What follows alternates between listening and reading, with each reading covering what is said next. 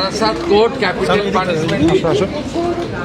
আগের সরকার 16টা পিপি বদল করে আসামিদের খালাস করার ব্যবস্থা করেছে। এবারে যে পরিবার ক্ষতিগ্রস্ত হয়েছে তারা সুপ্রিম কোর্টে গেছে, মামলা সুপ্রিম কোর্টে বিচারাধীন। আমি তাদের বলেছি সুপ্রিম কোর্টে রাজ্য সরকারের লয়াররা এখন সহযোগিতা করবে, যাতে তারা যে আবেদন করেছেন এই আবেদনের সুবিচার থ্রু সুপ্রিম কোর্ট পান। এই মুহূর্তে এটা রাজ্য সরকার বা রাজ্য পুলিশের হাতে নেই। যে সুপ্রিম কোর্টের আইনি লড়াইতে রাজ্য সরকারের ভূমিকা, যারা ধর্ষণ করে খুন করেছে বারাসাতের ছাত্রীকে, তাদের পক্ষে থাকবে, এটা আমি মুখ্যমন্ত্রী হিসেবে বলে দিয়ে গেলাম। সেই ধরনের অ্যাডভাইস বা ডাইরেকশন আমাদের স্ট্যান্ডিং কাউন্সিলকে অলরেডি দেওয়া হয়েছে।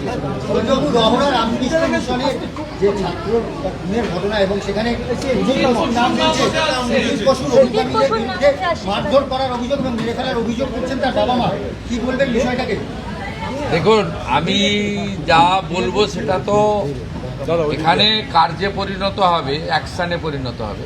এটা সাংবাদিকদের কাছে বলার বিষয়বস্তু নয়। এখানে মানুষ আসেন,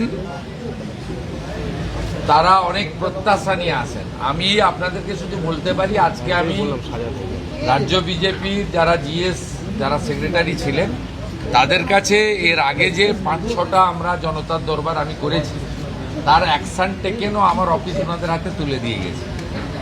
আর তো শুধু দেখনা হয় সোচনা হয়তো আমরা বিশ্বাস করি না, আমরা করনা হয়তো বিশ্বাস করি।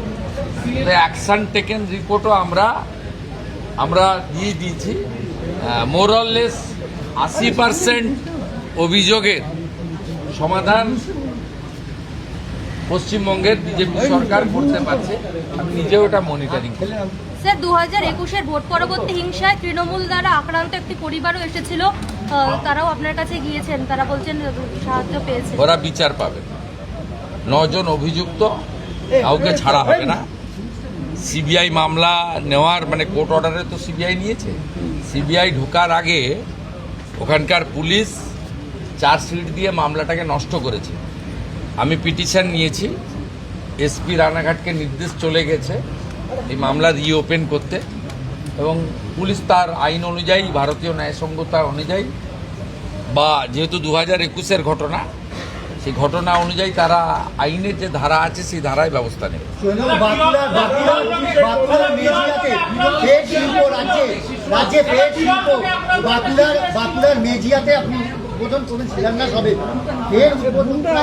কোটি টাকা কে বলি 15,000 কোটি টাকা। শুধু তাই নয়, 17 তারিখেও হবে, 19 তারিখে আমুলেরও ভূমি পূজন হবে। আমাদের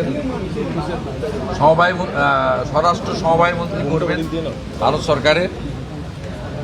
আমাদের আগস্ট মাসে দুর্গাপুরে আরেকটি 4,000 কোটি টাকার ইনভেস্টমেন্ট প্রপোজাল আমরা ছাড়পত্র দিয়েছি, তারও ভূমি পূজন হবে।